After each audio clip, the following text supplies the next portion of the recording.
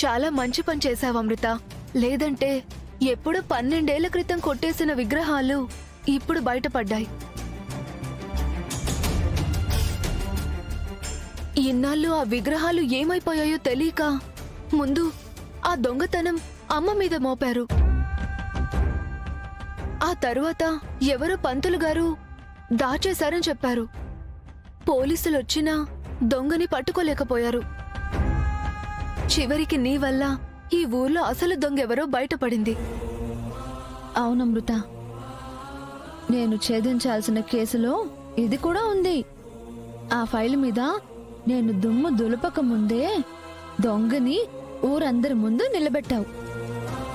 ఇందులో నేను చేసిందేముంది వదినా? అంతా ఆ భగవంతుడే అలా నడిపించాడు. లేదక్కా, ఆ భగవంతుడి విగ్రహాలే వాళ్ళు దోచుకున్నారు. కానీ ఆ విగ్రహాలు ఎలా కొట్టేశారో, ఎప్పుడు కొట్టేశారో అని నువ్వు భలే కనుక్కున్నావు.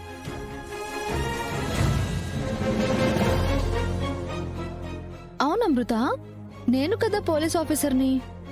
నేను కనిపెట్టాలి. నువ్వు ఉన్న పళంగా అక్కడికి వెళ్ళి అసలు దొంగని బయట పెట్టావు.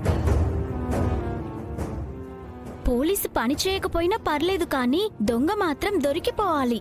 అప్పుడే కదా ఎవరికీ నష్టం జరగదు. ఎవరో ఎందుకమ్మా, మనమే చాలా నష్టపోయాం. పరువు నష్టం జరిగింది. ఎంతో మందికి మేలు చేసిన అమ్మని దొంగ అన్నారు. ఆపదలో ఆదుకునే అమ్మ మీదే అభియోగాలు మోపారు.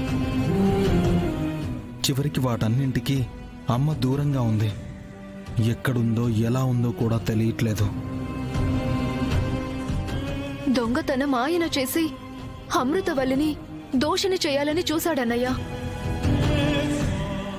కాని చేసిన పాపం ఊరికే పోదు కదా, అందుకే శిక్ష అనుభవించాడు. అందరూ అమృతక్క దొంగ అని చెప్తున్నారు. ఇంటికొచ్చి విగ్రహాలు కొట్టేసిందని చెప్తున్నారు. అంతవరకు అన్నయ్య మౌనంగా ఉన్నాడు. కానీ శిక్ష విధించే టైంలో కరెక్ట్గా అసలు దొంగెవరో కనుక్కొని కళ్ళల్లో కారం కొట్టేసి మంచి పని చేశాడు. తప్పు అతను చేసి నింద అమాయకుల మీద వెయ్యాలి అనుకున్న దుర్మార్గులకి గట్టిగానే శిక్ష పడింది. తనే దొంగ అని 12 ఏళ్ల క్రితం విగ్రహాలు దాచేశాను అని చెప్తాడేమో అని చూశాను. ఒప్పుకోవడం కాదు కదా. అమృత కళ్ళల్లో కారం కొట్టడానికి, తన చేతిని కాల్చడానికి వాడు కాలు దువ్వాడు.